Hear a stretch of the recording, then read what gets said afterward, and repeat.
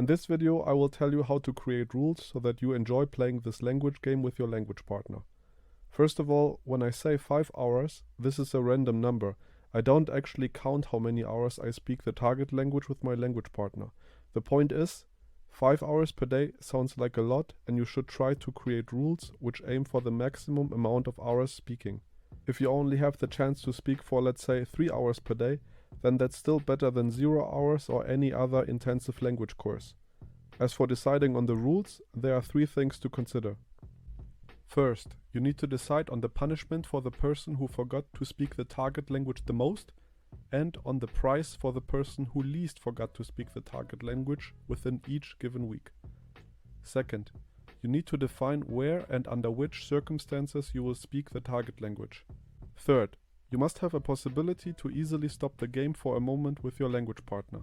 For example, when you need to explain something important or you just feel tired and overwhelmed with the amount of vocabulary that you don't know yet, you should be able to stop talking in your target language for a moment. The first aspect, the price, is very easy to figure out, and it has to be something that is seen as a loss for one party and as a win for the other party.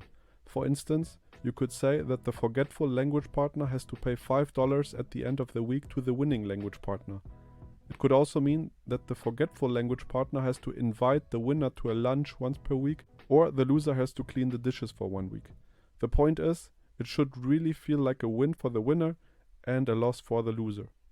This is where the motivation will come from. It's not so much about the motivation to learn the language, because you just cannot be constantly thrilled to learn a language. However, you can have a weekly, tangible goal and be motivated for it, especially when you can make fun of your friend and feel like a winner. This is what motivates people to play sports, video games or board games and be competitive. Ordinary language learning doesn't have this competitiveness. Related to this, you should also decide on a price which the person gets from the other person when he or she gives up on the project. And you need to make a handshake for that. So for example, if after 2 days your language partner gives up, he or she needs to pay you $20. As such, you can only finish the game when you both agree. And this will ideally be the case when you are both fluent after 2 to 5 months speaking. The second aspect is about where and under which circumstances you speak your target language. When you are living together, it makes sense to say that you speak the target language in the living room. When you study together and spend a lot of time walking around on campus, it makes sense to say that you keep speaking the target language unless you sit down.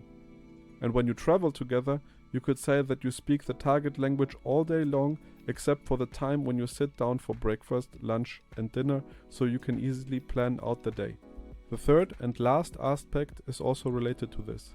You need to include a rule on when it is okay to speak in your native language or another language that you both mastered, such as English.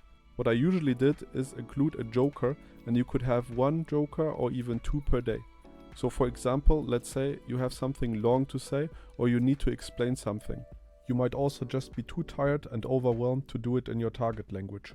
In this case, you just say joker, and then whatever you say in your native language afterwards cannot be counted as a minus point. Of course, you can make up many different rules, and for example, I think it's totally fine to also include native language words when you don't know the word for a specific item.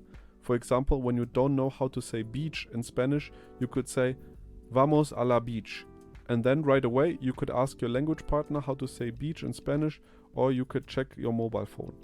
And that's how you learn on the go, and it doesn't feel like learning.